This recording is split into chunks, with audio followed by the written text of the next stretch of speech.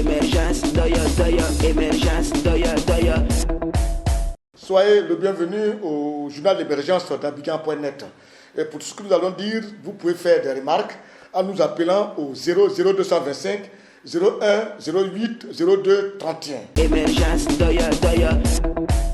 Aujourd'hui, ce qui se passe en Côte d'Ivoire et qui est de l'actualité, c'est l'annexe fiscale 2018 qui a été fait et adopté par l'Assemblée nationale, qui a été fait par le gouvernement et adopté par l'Assemblée nationale.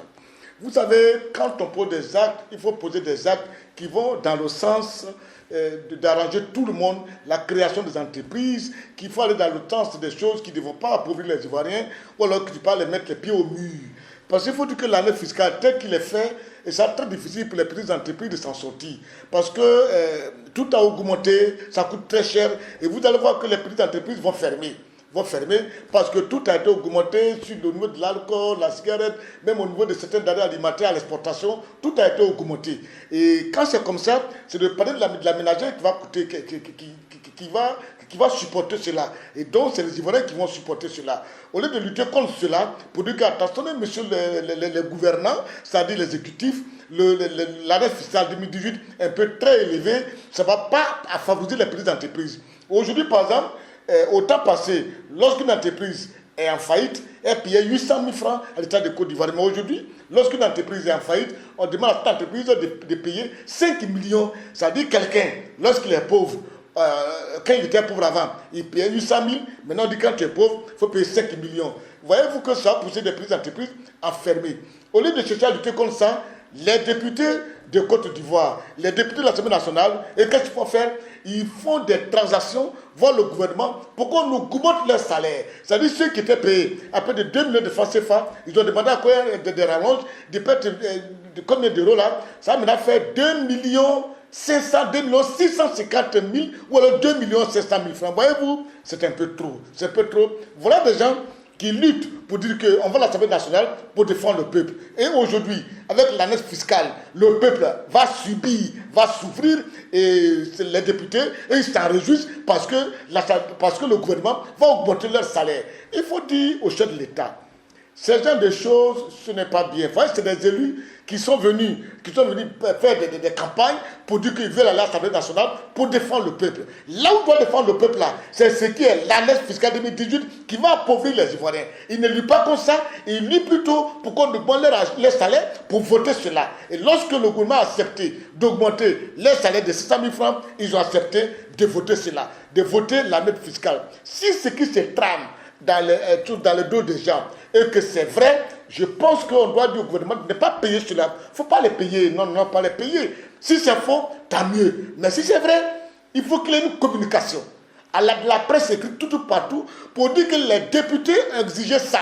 De la même manière que les militaires ont demandé ça, les députés ont demandé ça avant de voter cette loi. On va comprendre qu'aujourd'hui, être député, c'est peut-être des intérêts personnels, c'est des avantages personnels qu'on sort et non pas pour défendre le peuple. Je n'accuse pas tous les députés. Il y a des députés qui sont élus, qui sont des représentants du peuple, et il y a des députés qui sont élus derrière des gens. Moi, je pense que celui qui est élu devant le peuple, là, c'est à lui que je m'adresse. Celui qui a battu campagne et qu'on a mis des bulletins de vote dans des urnes à cause de son nom, c'est ça que je parle. Je ne parle pas des députés qui sont sur une liste où quand on vote une seule personne, on vote tous. C'est pas de ça que je parle. Parce que ceux-là, ils ne sont pas tellement des représentants du peuple, personne l'a élu, ils ont été élus derrière quelqu'un. Ça, c'est pas de ça que je parle. Je parle des députés qu'on a élus. Tu peux une vie comme ça, Pedro, Adolphe Félix a été élu.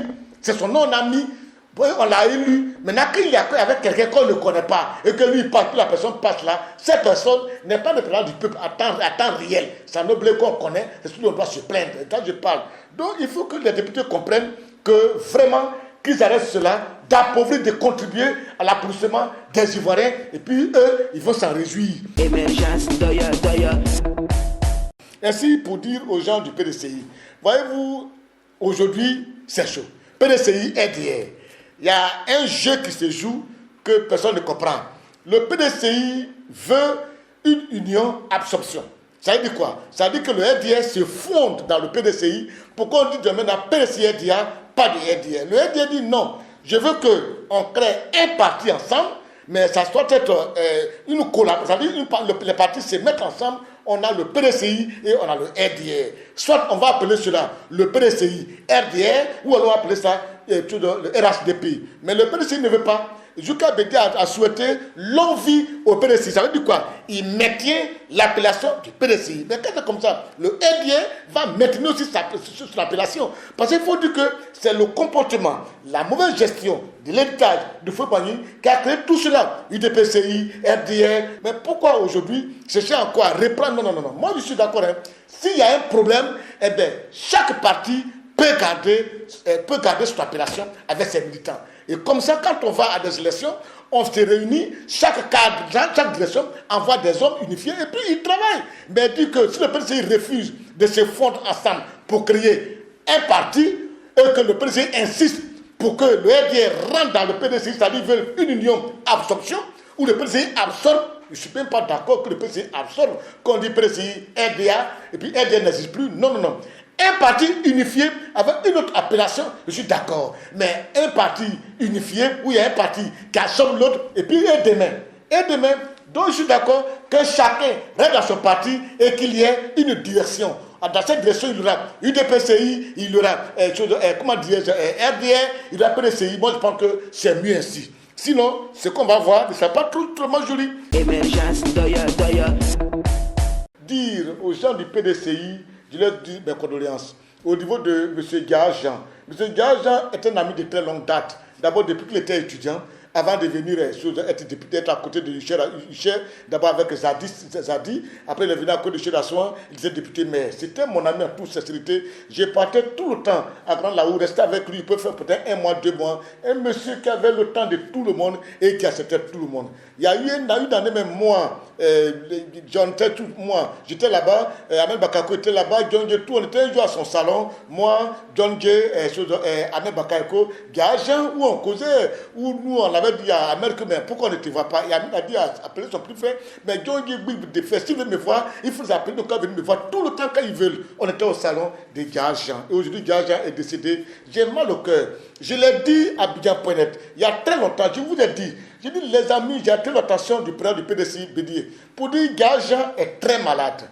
Gadjumani est très malade. Ces deux personnes sont très malades. Ils sont tellement amaigris que vous devez faire quelque chose pour les sauver. Parce que, à faute d'être trop sur le terrain, on dirait que le poids pèse sur eux. Et malheureusement, Gajan ne s'est pas sorti. Gadjumani, lui, se porte bien. Gajan ne s'est pas sorti. Je dis vraiment, paix à son âme. C'est un ami.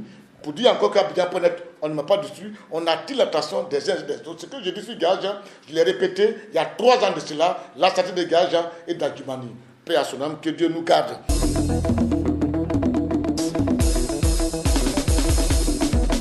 Émergence, doya,